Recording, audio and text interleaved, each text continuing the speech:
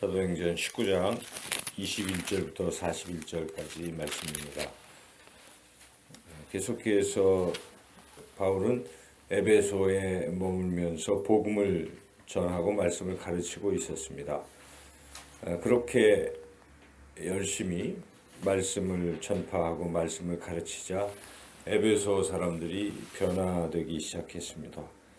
그래서 에베소라는 곳은 우상을 섬기는 그러한 지역인데, 그래서 우리가 잘 아는 무슨 제우스 신이라든지 아데미 신 이런 신들을 이렇게 신상을 만들어 놓고 그것을 신으로 생각하고 그걸 믿고 있던 사람들이었는데, 다 이제 그걸 버리고 우상을 버리고 하나님을 믿게 되고 하니까 그 우상 장사를 하던 이 사람들이 타격을 받게 되었습니다. 그래서 데메드리우라는 사람이 타격을 받자 사람들을 선동해서 사도 바울을 지금 이제 아주 박해를 가하고 이런 상황.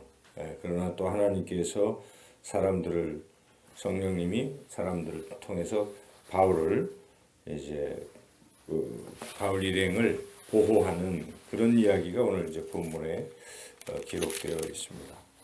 오늘 이 말씀을 통해서 우리가 깨닫게 되는 귀한 진리 한 가지는 사람이 이제 무엇에 집중하느냐가 참 중요하다 하는 것이죠.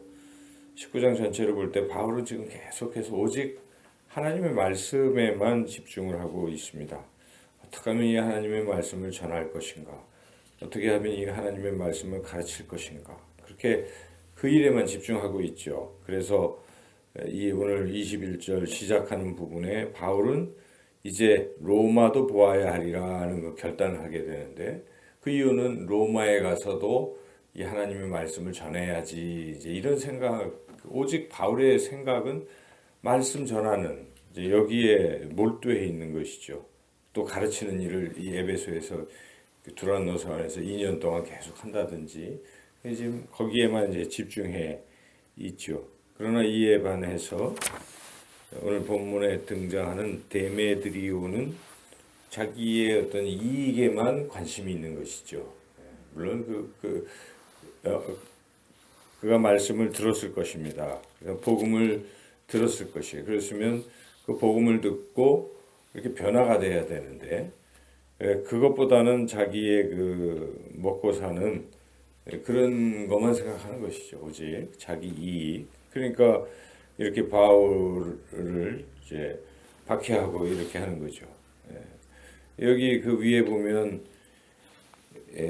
이런 말씀을 듣고 이런 비슷한 동종의 사람들 가운데서는 자기가 행하던 것들을 다 불태우고 예수님을 믿는 사람들도 있었습니다. 그게 이제 그 위에 보면은 19절에 보면 그런 게 나오죠. 19절을 한번 읽어볼까요?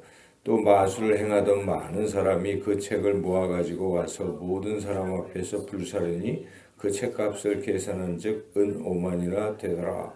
이 사람들은 그 마술을 행해서 먹고 살던 사람이지만 복음을 듣고 예수님을 이제 믿고 변화가 되니까 자기 생업이었지만은 마술책도 다 불사르고 이런 일들도 있는데, 이에 반하여 데메드리오는 오히려 복음 전하는 사도 바울을 핍박하는 이런 사연. 그러니까 그 이유는 데메드리오가 오직 그 돈 버는 여기에만 관심을 갖고 있기 때문에 영원한 생명, 영원한 행복 이걸 얻을 기회를 놓치게 된 것입니다. 그래서 사람이 무엇에 관심을 갖느냐가 굉장히 중요하죠. 진리를 찾고 또 영원한 생명을 구하고 하는 그런 사람들은 결국 그런 것을 얻게 되지만, 오직 모든 관심이 돈 버는 데 있는 사람들은 결국은 돈 버는 데 손해가 되면 교회도 안 다니는 것입니다. 그러니까 교회를 다니던 사람도 돈 버는 데 지장이 생기면 어느덧 신앙생활을 멀리하고 돈 이렇게 되는 경우가 우리가 종종 보지 않습니까? 그래서 제가 늘 그 설교 때마다 그 예화를 듣는데, 제가 옛날에 섬기던 그 교회 아주 경제적으로 어려워서 교회를 나온 거예요. 그래서 이 교육자들 기도하고 성도님들이 기도해주고 해서 이분이 사업이 잘 됐습니다. 먹는 식당인데, 그런데 잘 되고 나니까 교회를 이제 완전히 안 다니는 그걸 보면 참 안타깝지요. 그래서 차라리 좀 더 계속 어려웠으면 신앙생활을 했을 텐데 잘 되니까 이 신앙이고 뭐고 다 끝을 내는 것을 보면서 결국 무엇에 관심이었는가, 왜 교회에 나왔는가, 돈 잘 벌려고 교회를 나온 것입니다. 그래서 그것이 결국 안 되는 거죠. 관심이 우리가 영원한 생명 얻는 것에 관심을 둬야 한다는 것이죠. 여기 본문 앞서서에도 비슷한 사람이 있습니다. 그 사람은